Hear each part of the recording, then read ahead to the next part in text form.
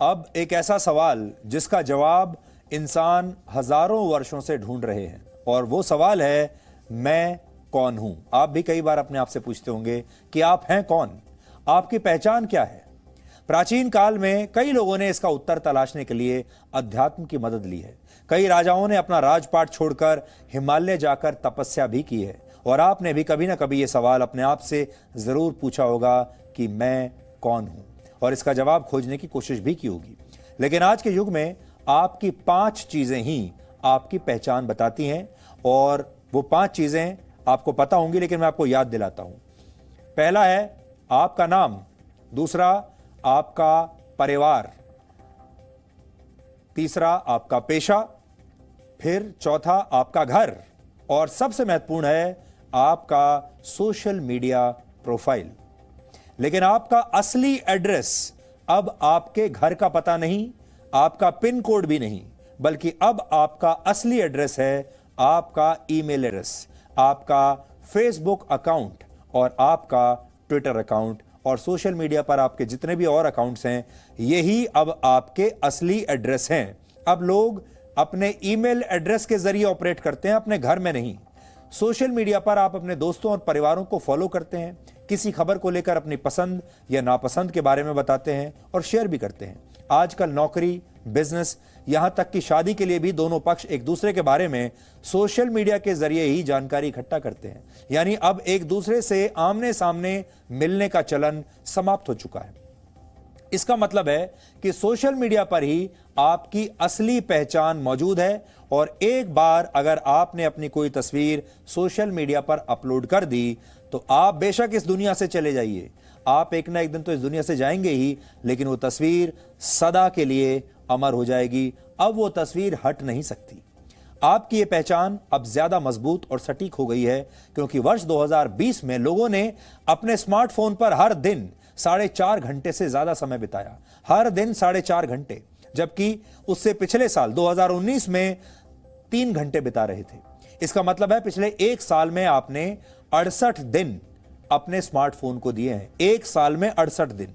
अब यह फैसला आपको करना है कि आप ये कीमती समय अपने परिवार को देंगे या फिर इन टेक्नोलॉजी कंपनियों को अमीर बनाने में नष्ट कर देंगे। आपको लगता होगा ये सब आपको मुफ्त में मिल रहा है, लेकिन आप जो समय लगाते हैं अपने स्मार्टफोन पर, इससे कोई ना कोई कंपनी अपनी जेबें भर रही है। भारत में ऐप डाउनलोड जो होता है वो भी पिछले साल के मुकाबले 30% ज्यादा हुआ। ऐप डाउनलोड के मामले में पूरी दुनिया में भारत अब दूसरे नंबर पर है, चीन पहले नंबर पर है। व्हाट्सएप और फेसबुक भारत में सबसे ज्यादा इस्तेमाल होने वाले ऐप्स में पहले और दूसरे नंबर पर है। इसका मतलब है भारत अब इन कंपनियों के लिए सबसे बड़ा डिजिटल बाजार बन चुका है।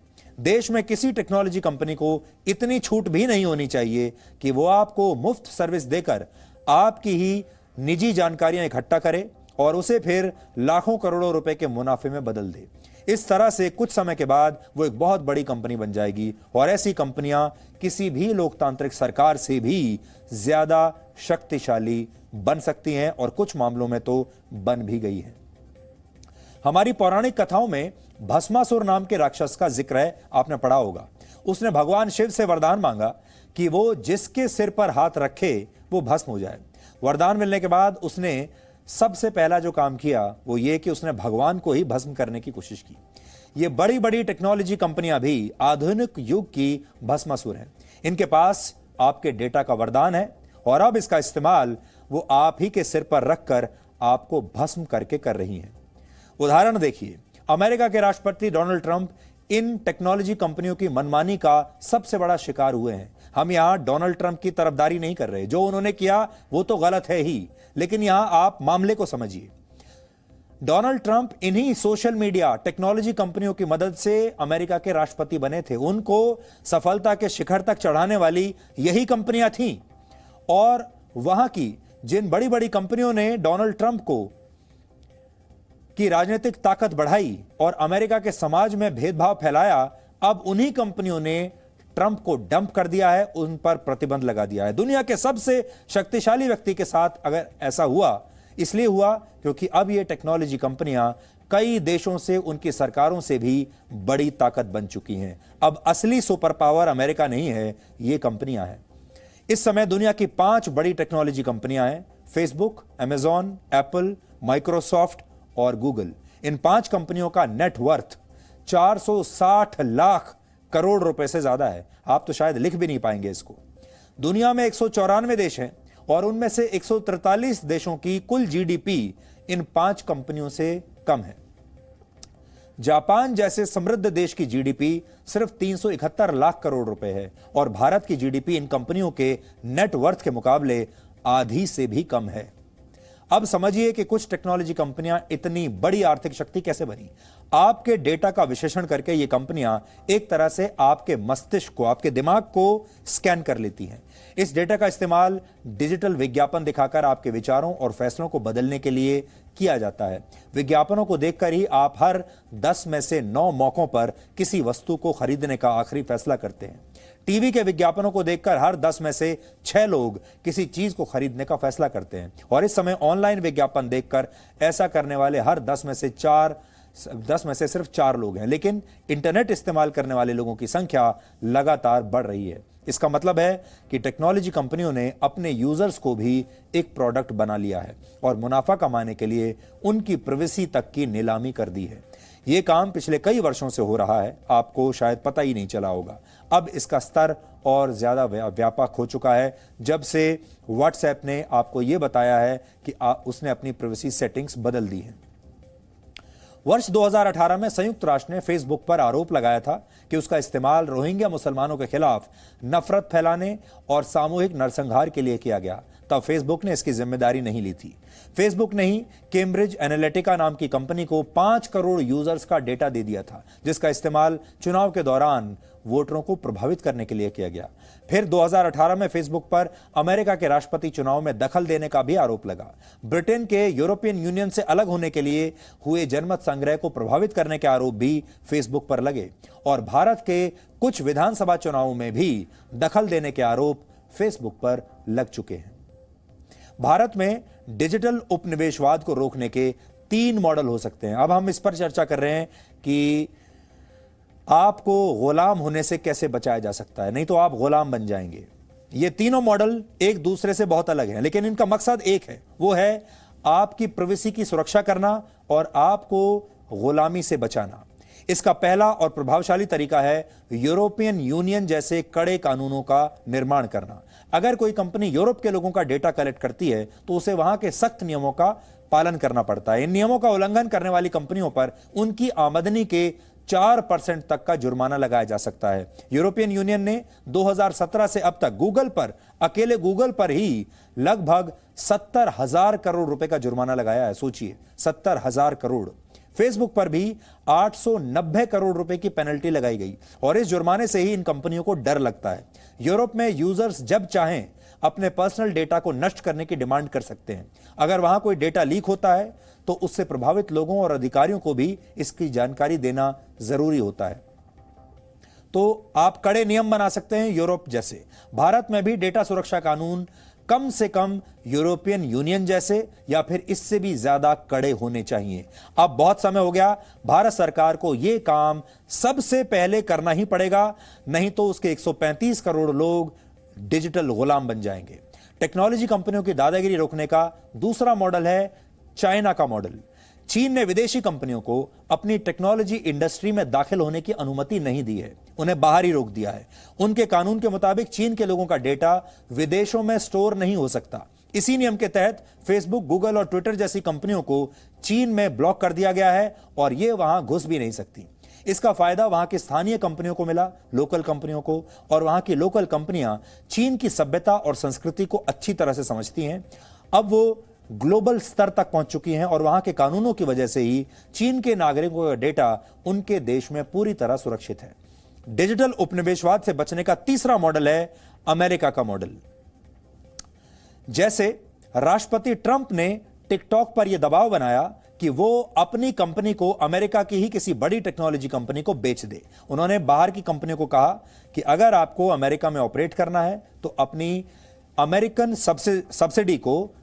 सब्सिडियरी को आप किसी दूसरी अमेरिकन कंपनी को बेच दीजिए। ऐसा इसलिए किया गया ताकि टिकटॉक के पास मौजूद अमेरिका के लोगों का डेटा सुरक्षित रहे और वो अमेरिका में ही रहे और चीन उस डेटा का इस्तेमाल अपने लिए ना कर पाए।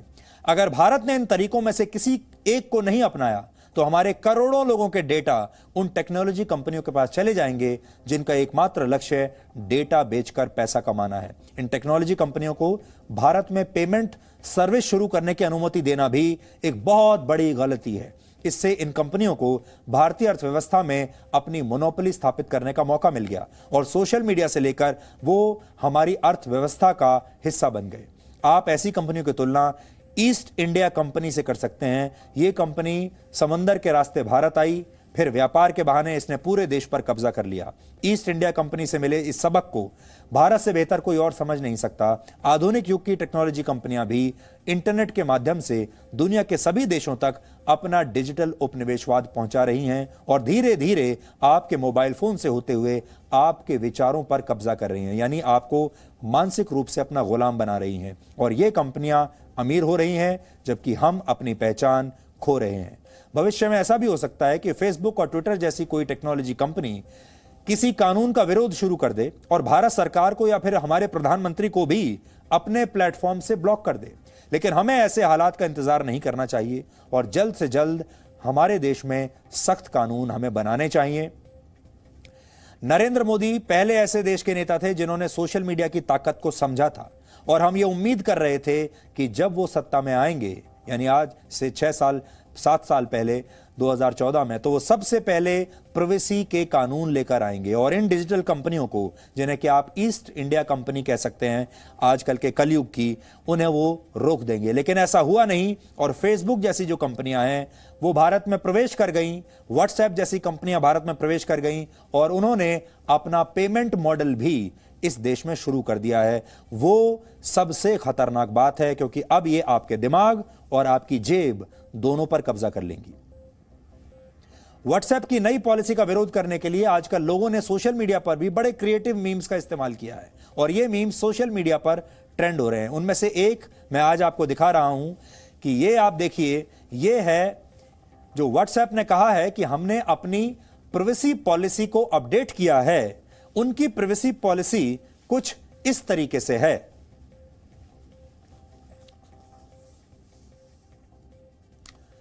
यानी प्राइवेसी तो वो कह रहे हैं लेकिन वो प्राइवेसी किसी काम की नहीं है। वो प्राइवेसी पूरी तरीके से पारदर्शी है और आपका कोई भी डेटा आज ये कंपनियां जब चाहें तब उठा सकती है। आज दिल्ली हाईकोर्ट में आम लोगों की प्राइवेसी को सुरक्षित रखने के लिए एक याचिका दायर की गई है और इस याचिका में देश के आम लोगों की डेटा सुरक्षा के लिए गाइडलाइंस बनाने की मांग की गई है और हम भी लगातार सरकार से यह मांग कर रहे हैं, आज भी करते हैं कि जल्द से जल्द इस देश में कड़े प्राइवेसी कानून लाने चाहिए, बनाने चाहिए।